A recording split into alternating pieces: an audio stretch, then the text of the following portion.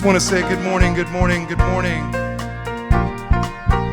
All you folks tuning in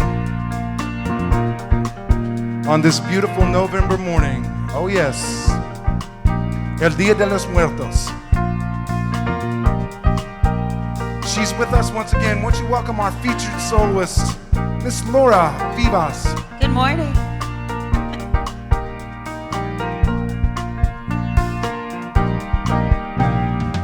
Standing outside the door of love and mercy, you wonder if there's a place there for you. You know there's peace inside, but still you're searching for someone who understands the pain you've been through. Well, the doors are locked, the lights are on. What are you waiting for? Come on in, welcome home. You are loved, you belong here now. No matter where you've been, come on in.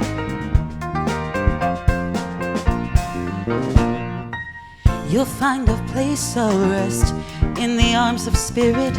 God's waited so long for your homecoming day. God knows the peace you seek and the hurt you're feeling. Spirit wants to hold you and to wipe your tears away. Well, the Father waits with open arms. God is calling out your name. Come on in, welcome home. You are loved, you belong here now. No matter where you've been, come on in. Well, there's room enough in the house of love for someone just like you. Come on in, welcome home. You are loved, you belong here now. No matter where you've been, come on in, welcome home. You are loved, you belong here now. No matter where you've been, come on in. Come on in, welcome home. You are loved, you belong here now. No matter where you've been, come on in, welcome home. You are loved, you belong here now. No matter where you've been, come on in. And good morning, everybody. So good to see you this morning, be with you this morning Our studio audience of 3 this morning is here to support us and our wonderful music team. So I'm Bev Spivey. I co-minister here with my husband, Reverend Lawrence Palmer. We are happy to greet all of you today. Thank you for tuning in once again. Our musicians under the direction of James McCoy. Good morning, good morning. Nice to see you. So we have Mr. John Rose at the piano and keyboard again this morning, Mr. Brian Lang at the drum set. We met our featured soloist, Laura Vivas. Let's see, we have music from Cynthia Roberts. I know you'll appreciate this. Daniel Namad. Cynthia's such a fan. Yes. And from Natalie Merchant. There you go. There we go. And so as we begin today, we want to call your attention to the 2 ways to tune into us. Some of you are on Facebook. Our Facebook address is Unity of Pompano. Oh dear. Unity of Pompano Spiritual Center. Susie, is the beach in there?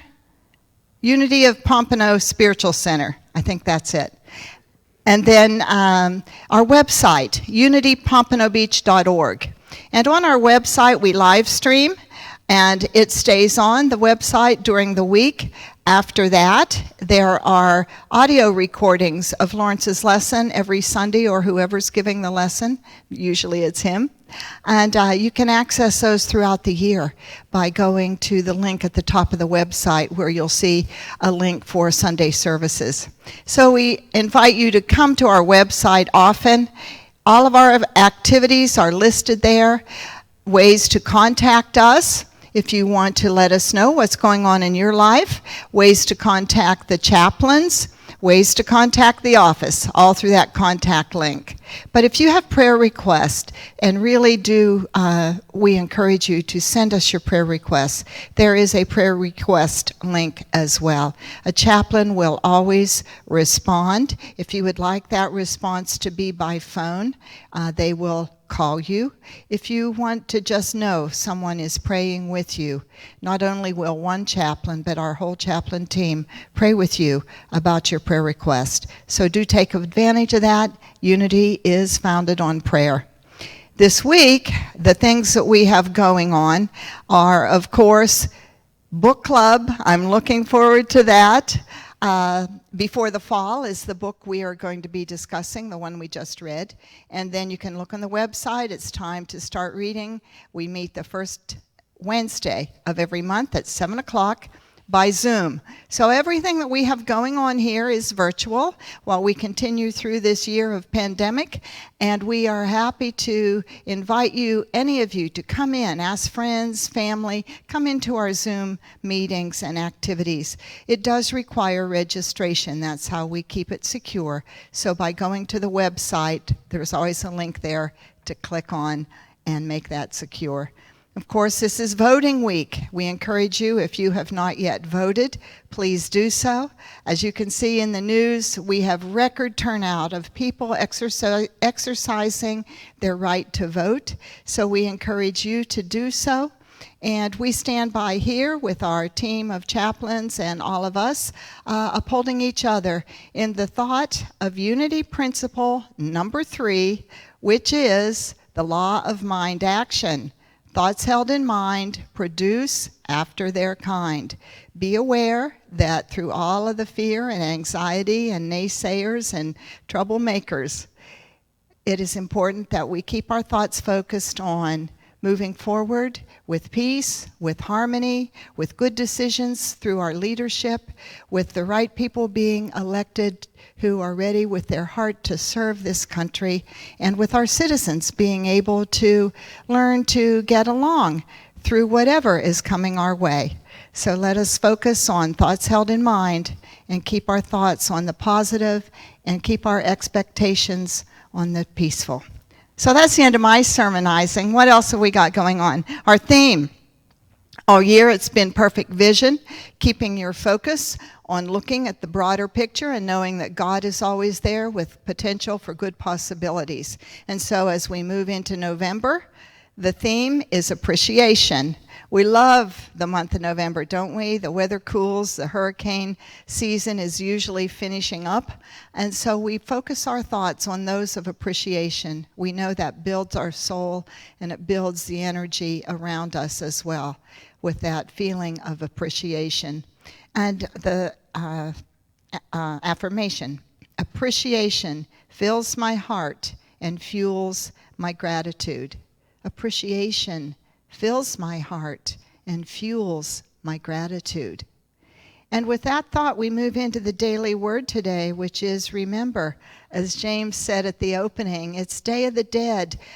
Traditionally, probably through the indigenous peoples who were in Mexico, the Day of the Dead is one of celebration. It's remembering our loved ones who have passed away. It's also in Catholicism, it's All Saints' Day, giving praise and recognition to the Catholic saints. So as we focus on remembrance and Day of the Dead, let us hold that idea of celebration, celebrating our loved ones. With the affirmation today from the Daily Word, I bless the people whose lives have touched mine. Grandparents, parents, siblings, members of my extended family, teachers, friends, co-workers, every person I've known has by his or her example helped me feel more deeply what it means to be human. Some have encouraged my curiosity, some have taught me life skills, some have modeled positive attitudes and behaviors, some have loved me fully and unselfishly, and some have helped me learn to love even when loving felt difficult. Today I remember the people whose lives have touched mine. I pause to think kindly of each one as I savor memories of time we spent together. Whether we're still in one another's lives, have lost touch, or are separated by death, I know the experiences we have shared continue to enrich our lives and deeply bless us on our spiritual journey. The verse is from Romans 1:9. I remember you always in my prayers. Right now, we'd like to begin a time of prayer and meditation by singing, I Am So Blessed. I am so blessed. I am so blessed.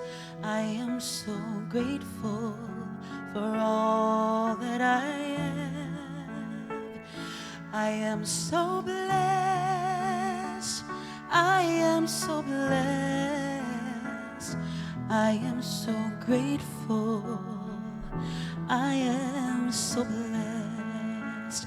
I am so blessed. I am so blessed. I am so grateful for all that I have.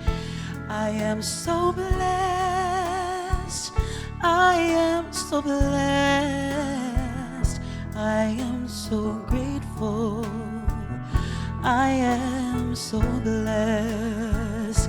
I am so blessed. I am so blessed.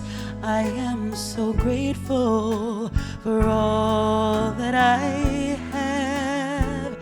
I am so blessed. I am so blessed. I am so grateful. I am so blessed. I am so grateful. I am blessed. I am so grateful. I am blessed.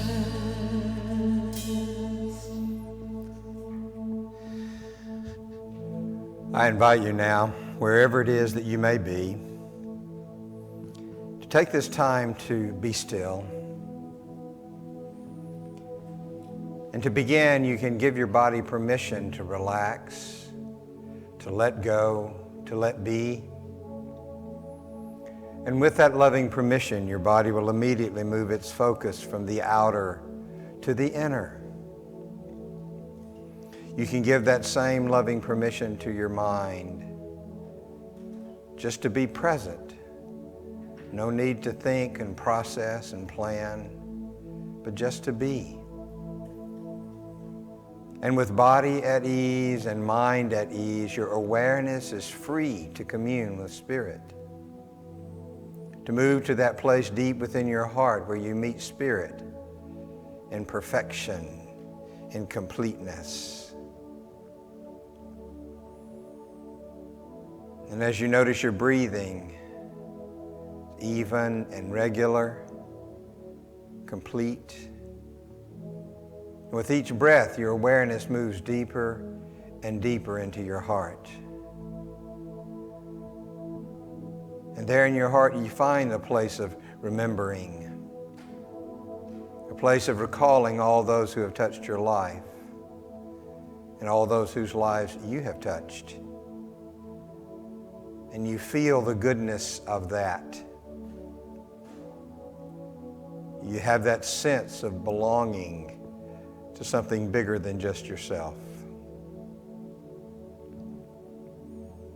So as we have prepared, I invite you to allow your awareness to commune with Spirit in whatever way works for you, whatever way serves you in this day.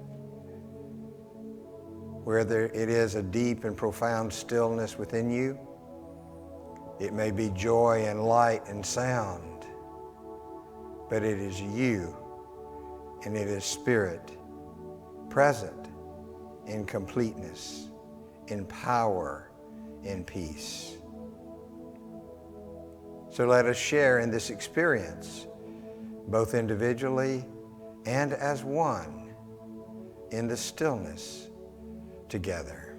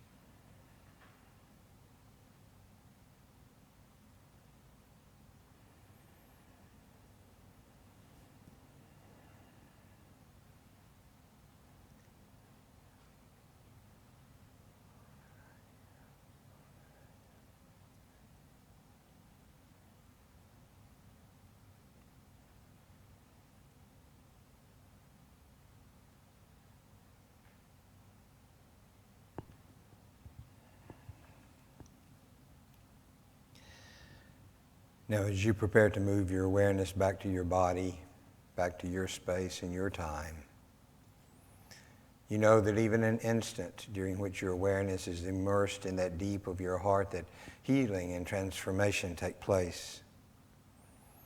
And you know that you can bring with you into your body, your mind, your heart, the essence of this experience in the stillness today. And in this coming week, as you choose to, you can recall this experience and be blessed all over again.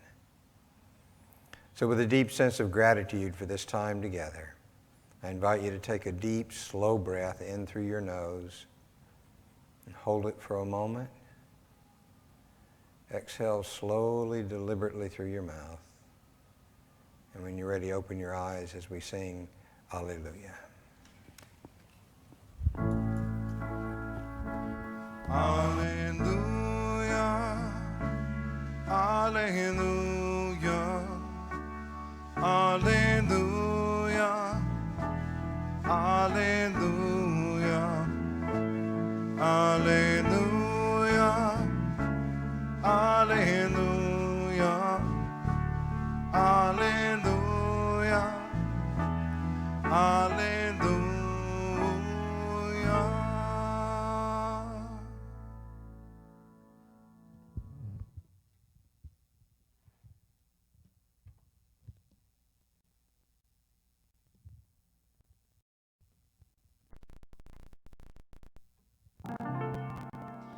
Bring it on, everything new, everything different, everything true. I am ready for my next thing to do. All I know, it's gonna be everything new. I'm through crying, I'm through waiting, I'm through hoping against all hope.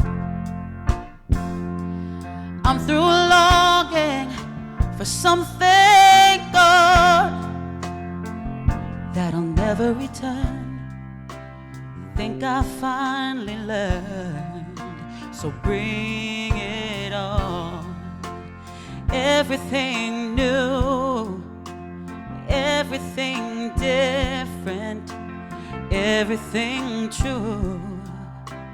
I am ready for my next thing to do. All I know, it's gonna be everything new. I'm through grieving, I'm through dreaming that the life I had is ever coming back. No more wishing on someone else's star that'll never be mine.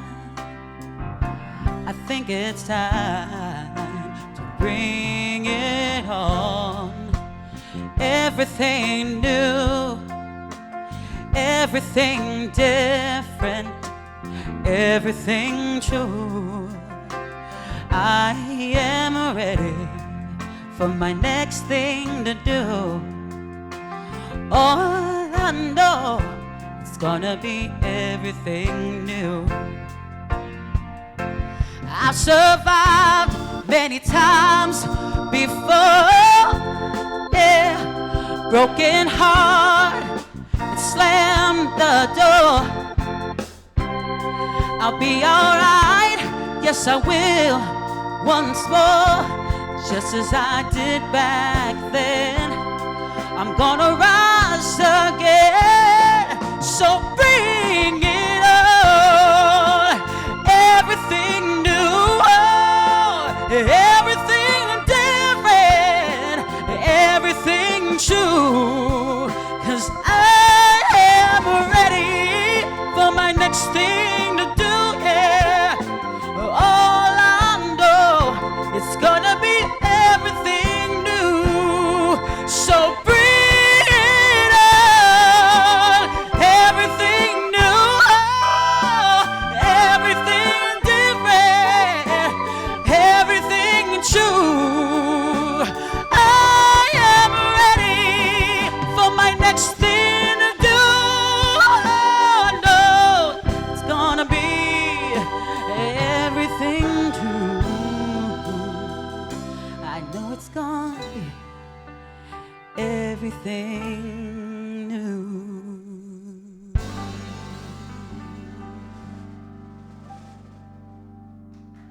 Thank you.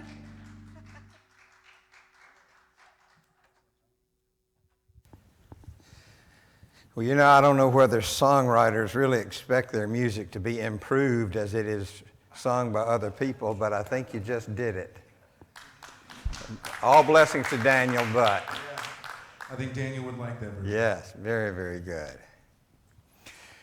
Well, I am so happy to be here with you today, getting to share this wonderful celebration Sunday with you.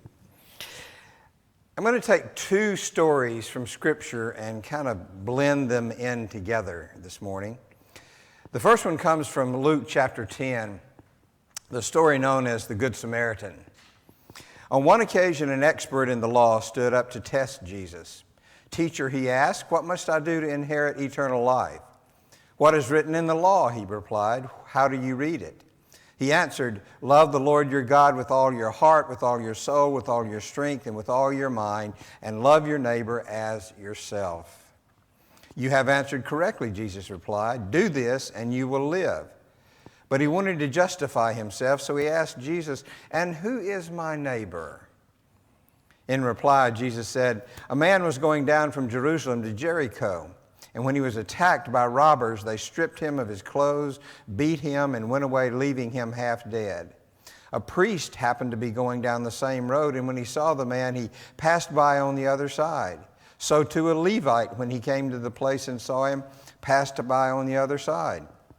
But a Samaritan, as he traveled, came where the man was, and when he saw him, he took pity on him. He went down to him and bandaged his wounds, pouring on oil and wine. Then he put the man on his own donkey, brought him to an inn, and took care of him. The next day he took out 2 denarii and gave it to the innkeeper. 'Look after him,' he said, 'and when I return, I will reimburse you for any extra expense you may have.' Which of these 3 do you think was neighbor to the man who fell into the hands of robbers?" The expert in the law replied, "The one who had mercy on him." Jesus told him, "Go and do likewise." Now, the second story comes from Mark chapter 8. Jesus took the blind man by the hand and led him outside the village. When he had spit on the man's eyes and put his hands on him, Jesus asked, "Do you see anything?" He looked up and said, "I see people. They look like trees walking around." Once more, Jesus put his hands on the man's eyes. Then his eyes were opened and sight was restored, and he saw everything clearly. We'll come back to those stories in just a minute. Now, this month, as Bev mentioned, our emphasis is on appreciation. And I will do this month like I often do, is to take the theme, the idea, the concept that's in front of us and look at it from left and right and back and front and upside down and wrong side out and just try to understand it more deeply. And we're going to do that with appreciation as well. I discovered when I started doing research that there are several different definitions of appreciation. One of them that we're going to address today means that appreciation is recognizing value. Appreciation can be manifested as the recognition and enjoyment of the good qualities or aesthetic values of someone or something. So appreciation is recognizing value. Appreciation also means increasing in value. We're always worried about our property depreciating or appreciating, going up in value, and we'll talk about that next week. And then we'll also get to the third definition, which is gratitude. That'll come right before Thanksgiving happens. So we're going to get a deeper understanding what appreciation is really all about. Now, before we can recognize value somewhere and experience appreciation, we have to be able to see what is there. Before we can recognize it, we have to see it. The other night, Bev and I were watching the news, trying to keep up with all the stuff that's going on around us. And I saw this man's face on screen who was being interviewed by one of the commentators. And I said, "I know him." It was John Hickenlooper, who was mayor of Denver and governor of the state of Colorado when I lived there. And I was attending a great big huge fundraising event for a nonprofit organization one night, and he was there, and I went up and introduced myself. I shook his hand and talked with him just briefly, and therefore I could sit at home and say, "I know him." But do I know him? I don't know what his favorite food is. I don't know where he lives. I don't know what his favorite sports team is. All those things that really are part of knowing somebody. I know his face. I know his character, that at least my impression of him as a very good man, a man of integrity. And there he was. I know him, but I don't know him. Before we can appreciate something, before we can recognize the value, we need to be able to see it. And there's a difference in seeing and seeing. The story that we read about the Good Samaritan usually goes like this. Here's this poor man, half dead on the side of the road, and a priest and a Levite come along and walk around him, away from him, and don't do anything to help him. Now, the Levites were the people who belonged to the tribe of Levi. They were the ones who were in charge of the tabernacle or the temple. They were in charge of the logistics and taking care of all kinds of stuff like that. The priests were the ones who were ordained and involved in administering the sacraments, administering the rituals that were part of the Jewish faith. Every priest was a Levite, but not every Levite was a priest. So these two people, the priest and the Levite, were someone that the Jewish people really respected. And the point that Jesus was trying to make in this story is, here are these two people who you have great respect for, who did something that we don't really think was a good thing. And here's this Samaritan whom you hate, who was a neighbor. He did the right thing. He cared for them. That's the way the story is usually pitched. And not being the first time I've done this, but let's turn this story inside out and look at it from a little bit different point of view. Let me give you a hypothetical situation. What if the priest and the Levite were so busy doing good things? It was their job to minister to people. They were the servants of the people, and they had all kinds of things they had to do. Being a minister, I know about that. So what if, while they were on their way, they had all these things on their plate, all these good things that they had to do, and that's why they saw the man, but they didn't see the man? I remember one time when I was in St. Louis, this has never happened before or since. I had 2 weddings and a funeral on the same day. And do you think I'm noticing very much around me, besides what is on my mind right there, of taking care of all these people and doing this all at one time? I did have another time where I had 2 funerals on the same day. A lot of good stuff on my plate there, but I wasn't paying attention to what was around me. Could it be that the priest and the Levite had this same situation? Their plate was so full that they didn't have anything else to give. They couldn't offer anything to this man because they had all they could handle. And they didn't really recognize the need that was there. They saw him, but they didn't see him. And I think that's a viable way to look at that situation. Well, that brings up a couple of questions for me. The first one is, what are the hindrances to the seeing, our seeing? And this happens to us as well. Imagine that this is based on several stories that people told me, but imagine that you just had a birth in your family. And a birth is always a time of celebration. Everybody's happy and going to see the little baby and everything. And you call up a friend to tell them about this new baby that's born. And in the process of the conversation, your friend tells you that they have had a family member who's died. And you say, oh, I'm sorry to hear that. Oh, I got to go now. It's time to go see the baby. All right? You heard them say, there was a death in my family, but you didn't hear them. Why? Because you were so full of joy, you didn't have any attention to focus on that. We experience that too. So what are the hindrances to us being able to see when we need to see and hear when we need to hear? One of the things that gets in our way, again, is our attention. Where's our attention put? It's in so many things around us, so many things going on. We get overloaded with good intentions. Now, as with the priest and Levite, I'm turned that story a little bit, and not to make them such bad guys. That reminds me of a little saying that says, and I don't know who originally said it. So many people have quoted it, I had trouble finding the original source of it. But there is so much good in the worst of us and so much bad in the best of us that it hardly behooves any of us to talk about the rest of us. So we see the possibility that this priest and Levite were so overwhelmed with the good things they had to do, they didn't see the man who was in need in that moment. And we too. We get so many good things on our plate, and we're not bad people. We just have a lot of good things going on, and we don't have the attention to place in that particular direction, and we don't see things that are around us. We miss things all the time. because we don't see them. We see them, but we don't see them. We hear them, but we don't hear them. And we miss things along the way. So our being overloaded with good things can interfere with our being able to be fully present in our world. And it's important for us to be able to know that. If you've ever been using your computer and you get a little sign up on your computer screen that says, you don't have sufficient memory to complete this process. Or you might see one that says, you don't have sufficient bandwidth to complete this function. What's happening? You're running out of room. The plate's too full. Your computer's plate is too full. Just like you and I get sometimes. Too full of good things to notice other good things that are all around us. That's one question. The second question is, what do we do about it? How do we come to the place where we can see? Well, let's go to the second story that I read to you about the blind man that Jesus was healing. This man obviously wanted to be healed. Jesus was real careful about making sure people were ready for it. And he took him outside the city and he spit on his hand and put his hand on the man's eyes.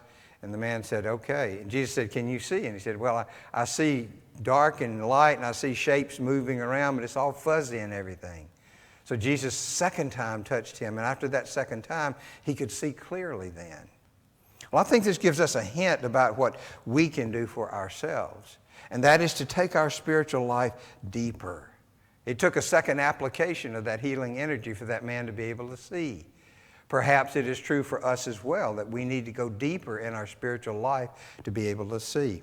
I heard someone say one time that and this was back in my traditional days, but someone said that most people get enough a dose of religion to keep them from having a good case of Christianity. You know, when we have vaccines, we often get a little bit of the sickness so we don't get the whole sickness. And I think that's kind of interesting that we might get enough religion just enough religion to keep us from having a real full-blown case of spirituality.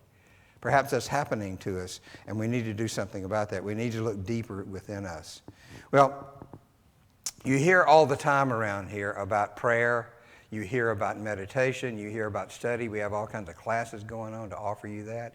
We hear about sharing with one another, talking to each other, having discussions and sharing questions and answers with people.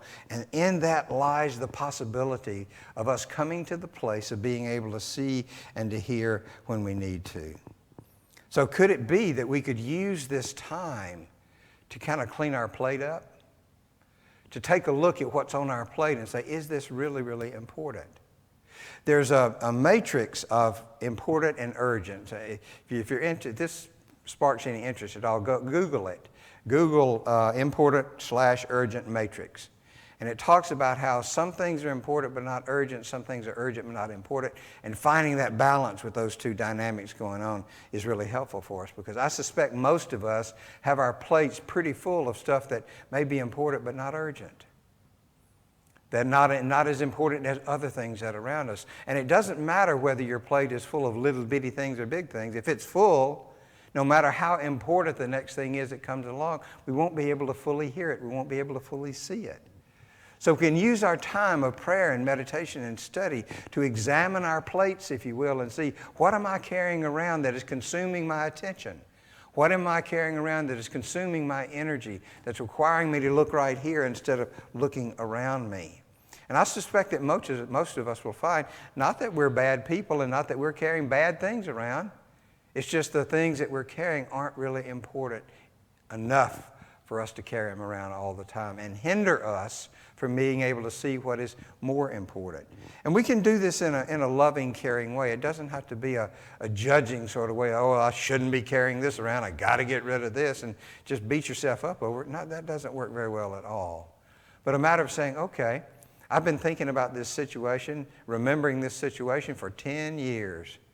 It's never changed and it's never going to change, yet I'm still carrying it around. I don't need that, so let's take that and put it over here to the side and bless it and let go of it. Then we look at something else and say, I never understood why that person got mad at me, and they won't tell me about it, and I probably will never know why.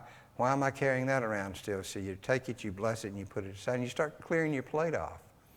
And when there are fewer things in your mind and your heart for you to pay attention to, when something comes along that's really important, you're able to see it instead of just see it.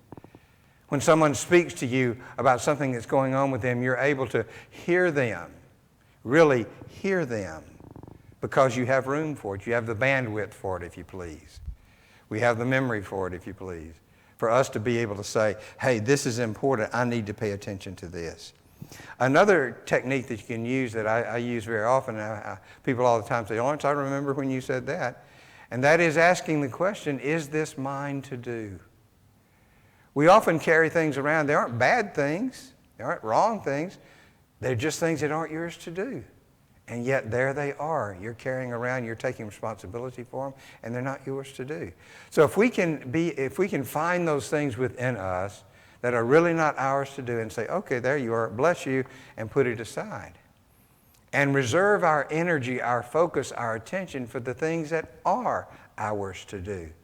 Because I suspect we're carrying around so many things that aren't ours to do that we can't see the things that are ours to do.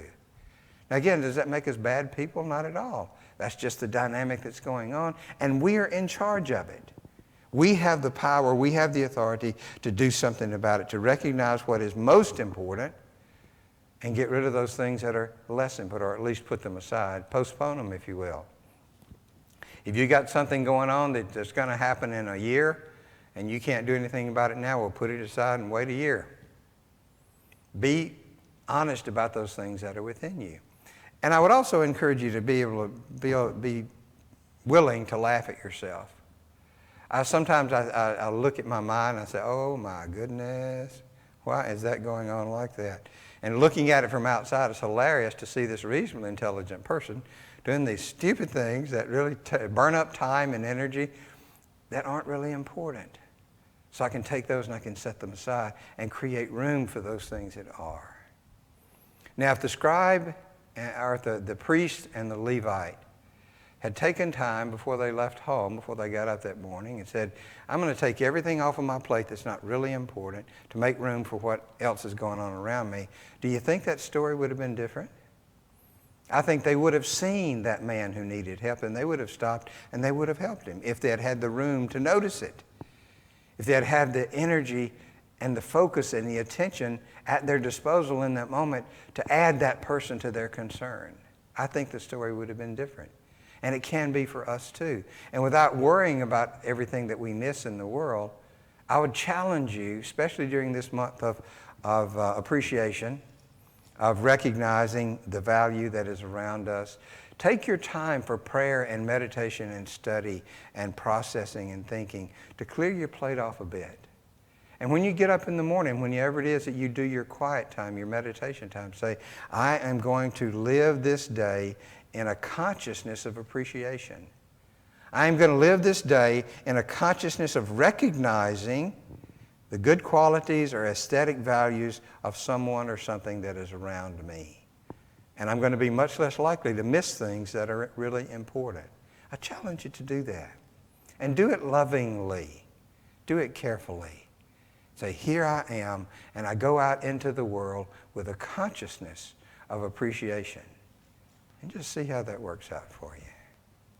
God bless you, my friends.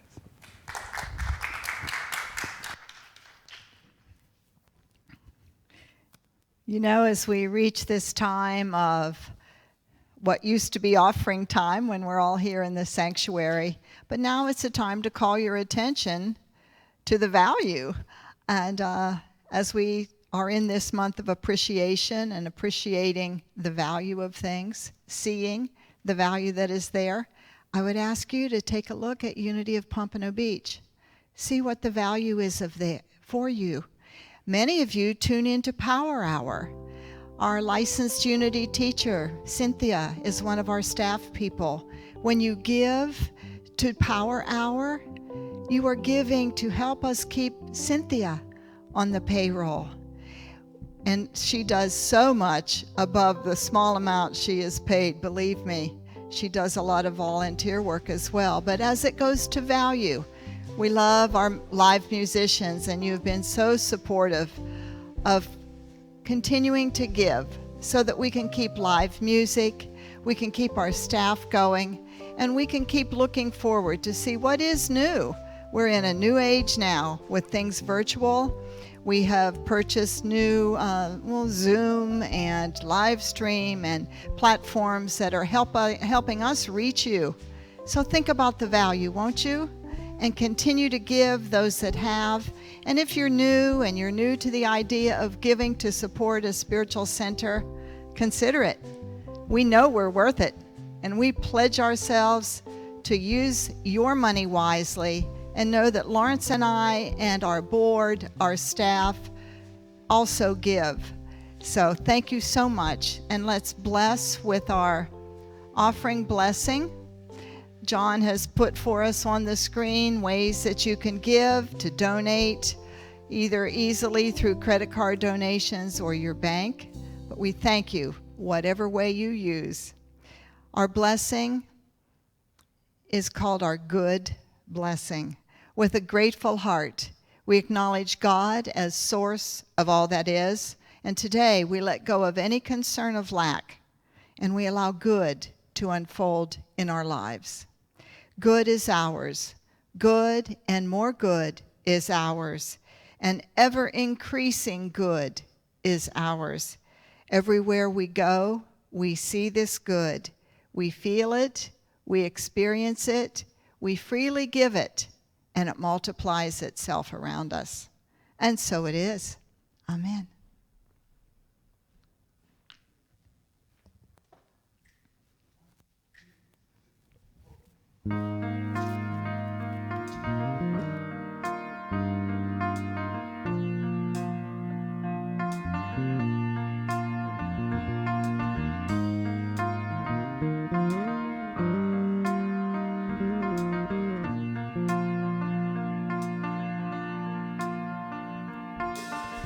La la la na na na na na na na na na na na na na na na na na. Na na na na na na na na na na na na na na na na na na.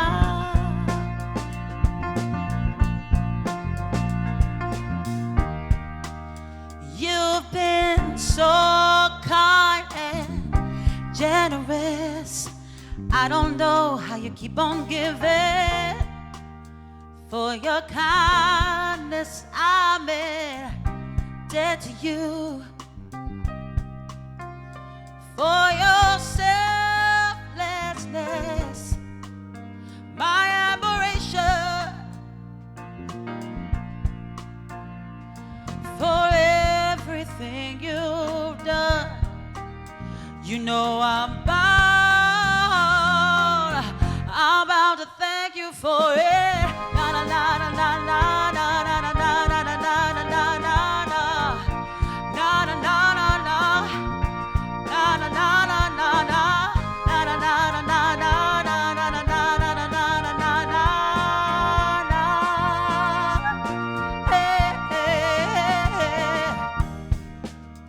You've been so kind and generous. I don't know what you keep on giving. For your kindness, I'm indebted to you. And I never could have come this far without you. For everything you've done, you know I'm bound to thank you for it. Na na na na na na na na na na na na na.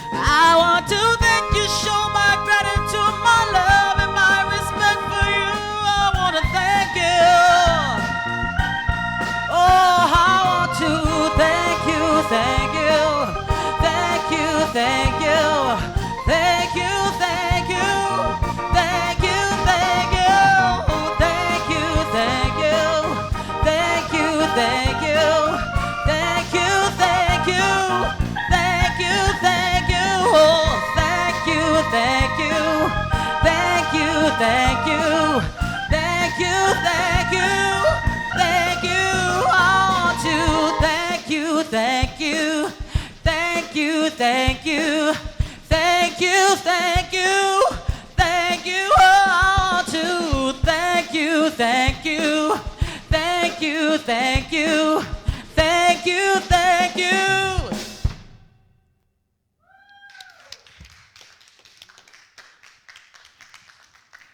And thank you. You know, if you were part of this congregation before we closed the doors in March, you know that we ran on volunteerism.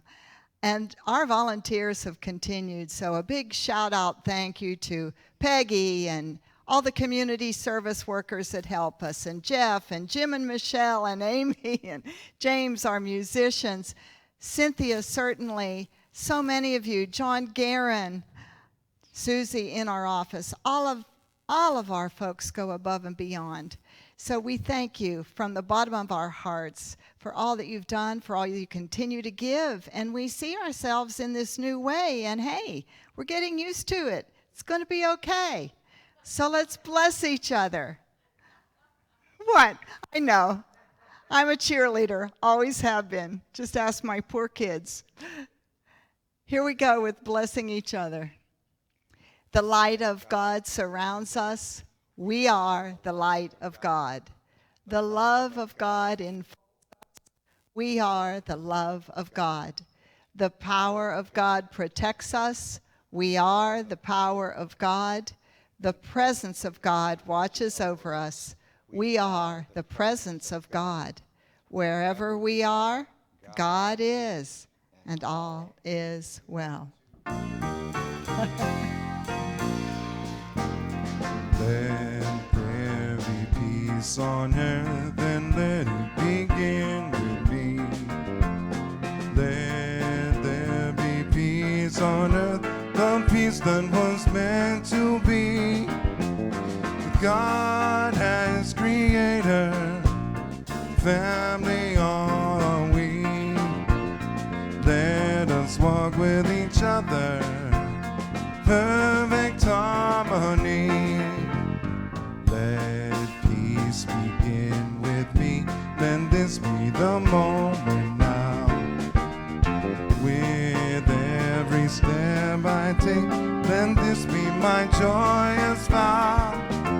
To take each moment and live each moment in peace eternally. Let there be peace on earth, and let it begin with me.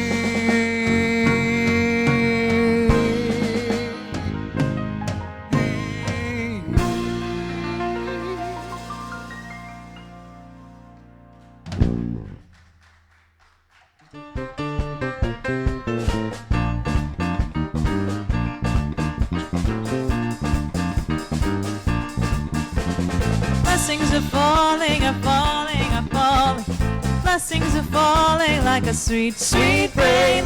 Blessings are falling, are falling, are falling on me. Beauty is falling, is falling, is falling. Beauty is falling like a sweet, sweet rain. Beauty is falling, is falling, is falling on me. Oh Lord, I receive your blessing. Oh Lord, I receive your grace. Oh Lord, I will dance forevermore. Oh Lord, I receive your blessing. Oh Lord, I receive your